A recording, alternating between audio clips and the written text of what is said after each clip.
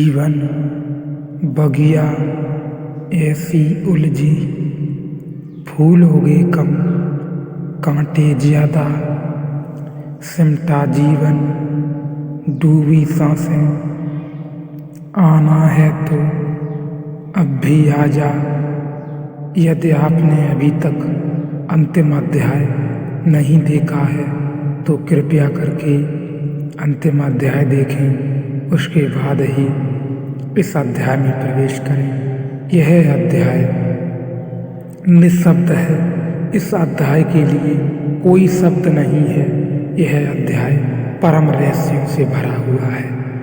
यह अध्याय उसी की समझ में आ सकेगा जिसने पिछले अध्यायों को बड़ी ध्यानपूर्वक सुना होगा, देखा होगा। जैसे ही तुमने मांगा, फिर तुम साक्षी नहीं रह सकते, तुम भोक्ता हो गए, ध्यान के भी भोक्ता हो गए। तो ध्यान गया। भोक्ता का अर्थ यह है कि तुमने कहा, इसमें मुझे रस आया, इससे मुझे सुख मिला। ज्ञान, कर्म, भक्ति में मैं नहीं जानता, लेकिन अकेला होने पर इसी स्थिति में डूबे रहने का जी होता है। छोड़ो इस जी को और तुम डूबो इसी स्थिति में। अकेले ही नहीं, भीड़ में भी रहोगे तो डूबोगे, बाजार में भी रहोगे तो डूबोगे। इस स्थिति का कोई संबंध अकेले और भीड़ से नहीं है, मंदिर और बाजार से नहीं है, एकांत समूह से नहीं है। इस स्थिति का संबंध तुम्हारे चित्त के शांत होने से है, सम होने से है।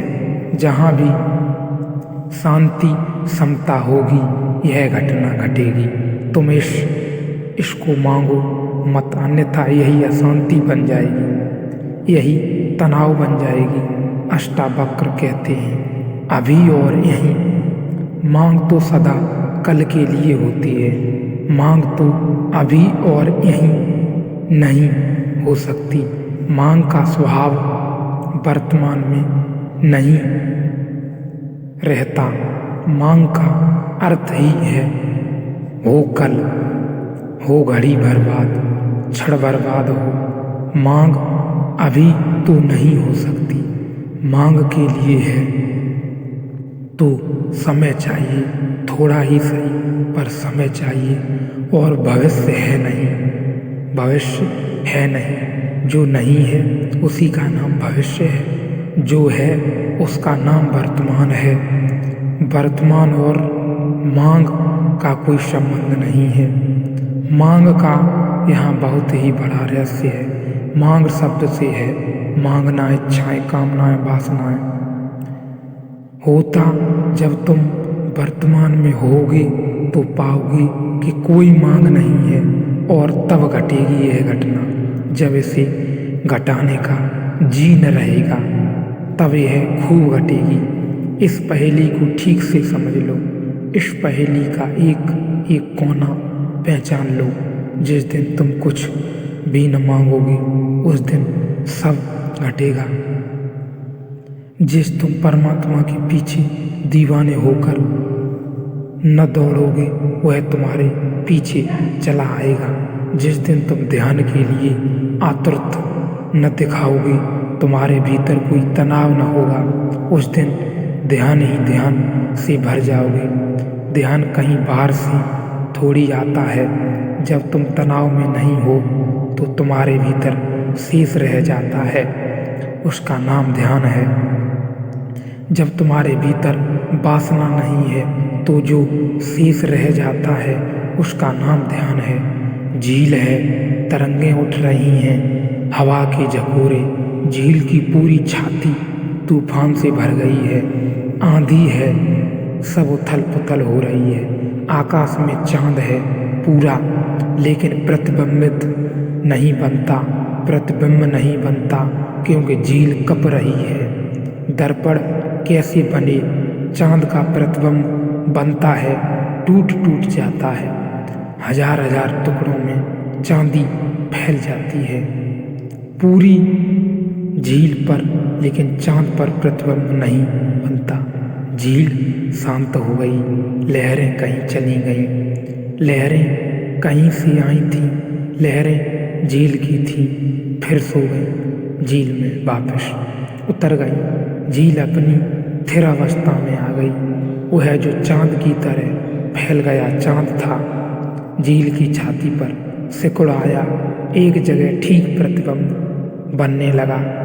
जैसे ही तुम्हारे मन की झील पर तरंगे नहीं होती, तरंग यानी वासना, तरंग का मतलब यानी मांगना, इच्छा, कामना, तरंग यानी ऐसा हो और ऐसा न हो, यह तरंग है।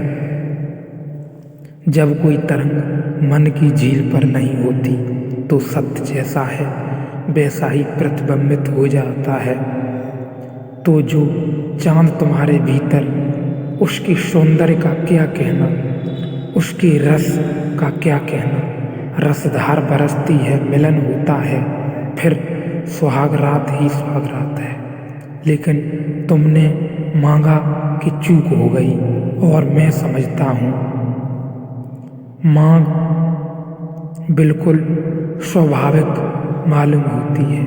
बड़ी अड़चन है, इतना सुख मिलता है ऐसी घड़ियों में कि कैसे बचे।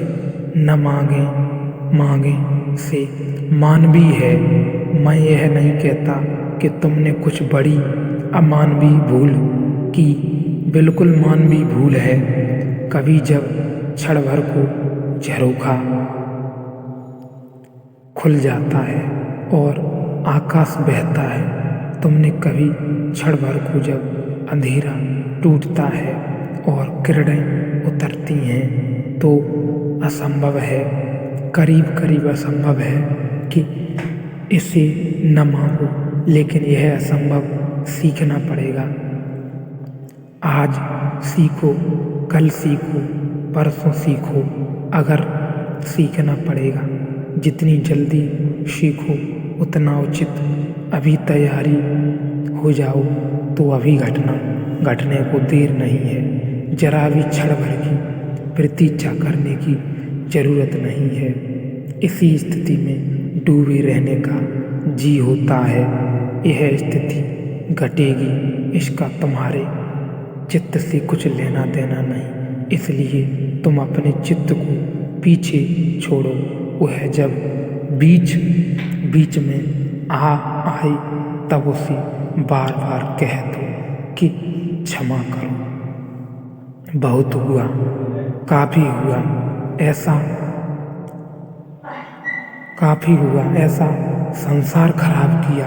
अब परमात्मा को खराब मत करो। जीवन के सारे सुख विकृत कर डाले। अब ये अंतरतम के सुख आ रहे हैं, इन्हें तो विकृत मत करो। ऐसी आकांक्षा, ऐसी विनती अपनी चित्त से करो और आनंद में डूबो।